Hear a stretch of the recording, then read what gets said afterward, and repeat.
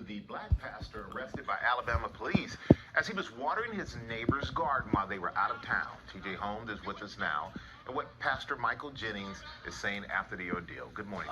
All right, Stray. Driving while black, walking while black, golfing while black, swimming while black, napping while black, staying in an Airbnb while black, sitting in a Starbucks while black, bird watching while black. This become a part of our vernacular here. And look, you and I talked about plenty of these stories here. Add to this now, watering your neighbor's plants while black. That's what this pastor was doing, and police were called on him. And now we have this police body cam video that shows how he goes from literally a water hose to handcuffs in just a couple minutes. I ain't did nothing suspicious or nothing wrong. Told him I'm a pastor. I pastor until I don't eat. You want to lock me up? Lock me up. This newly released police body camera video shows the arrest of an Alabama pastor who was watering his neighbor's plants. Do what you got to do. Go on and lock me up. This past spring, Pastor Michael Jennings was doing a favor for a neighbor who'd asked him to water their plants while they were out of town. But police arrived and started questioning him. This vehicle is not supposed to be here, and you're not supposed to be You here. saying that? I'm Pastor Jennings. I live across the street. You're Pastor Jennings? Yes, I'm looking out for their house while they gone. Okay, Watering they flowers. okay. Well, that's cool. Now, do you have, like, ID and all? Oh, no, man. I'm not going to give you no ID. Why not? I ain't did nothing wrong. And if you're not one to identify yourself, Who called y'all? that's what we got to figure out. I ain't did nothing suspicious or nothing wrong. Told him I'm a pastor. I pastor until I don't eat. You want to lock me up? Lock me up. We're just trying to talk to you, man. Come here. Look, man, let me see your phone. Let me see your phone, dude. Just calm down, okay? No. Stop. Do what you got to do. Go on and lock Okay. me up. I told you I'm a pastor. Okay, look, man.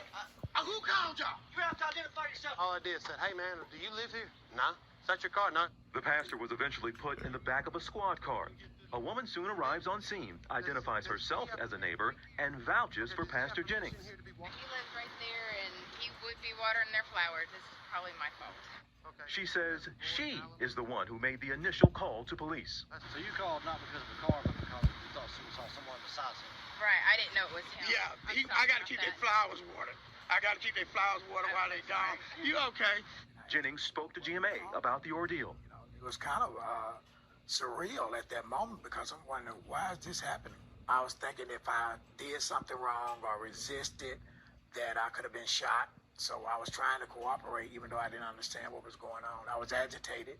I was angry, but I knew to comply.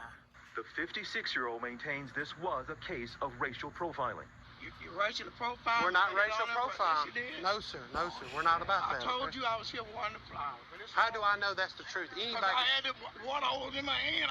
Throughout the video, police can be heard suggesting that the situation might have been different if Jennings had provided identification.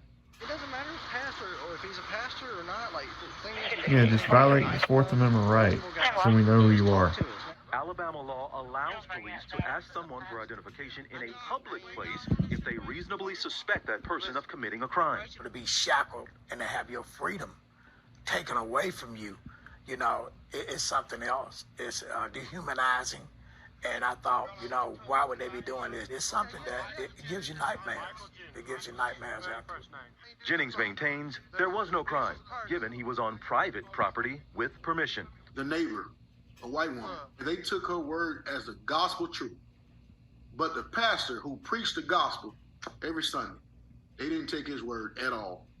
The pastor was charged with one count of obstruction of government operation. That charge was later dropped. For now, Pastor Jennings, says he's leaning on his faith. My faith has helped me a lot because I knew that God would work the situation out. You have to forgive people because, you know, you can't judge people and hold things against people. Pastor does say plans to file a lawsuit. Police department said they have no comment on this because of pending litigation. Guys, everybody involved here. The woman who called, maybe questions about what you could look at her story and say, why would you call? People look at the police and say, you could have handled this differently. This is not good community policing. Police will look at him. People will look at him and say, hey, just show the ID. This didn't have to happen. Everybody could have done something a little better in this situation. And guys, the gut punch in this is at the end of this video, his wife shows up on scene when he's in the back of the car. Brings his ID. Police at that point say, we can't unarrest him. Oh. And he still ends up in jail. So maybe we can all learn something from this. Well, that's the thing, too. The neighbor came out, acknowledged it was a mistake, but yet they still made the charge that was dropped later. That's extraordinary. And again, we're all learning something. This is about Yeah. community policing and having a better relationship. This could have been handled by everybody differently. Did you have to haul the pastor off to jail? People will ask that question. So, guys, just unfortunate. Well, but hopefully everybody learned something. We're learning, TJ. You're Yes. doing these stories too often. Yeah, You know, you're that not is having too true. many of these conversations, Trey. Yep, no doubt.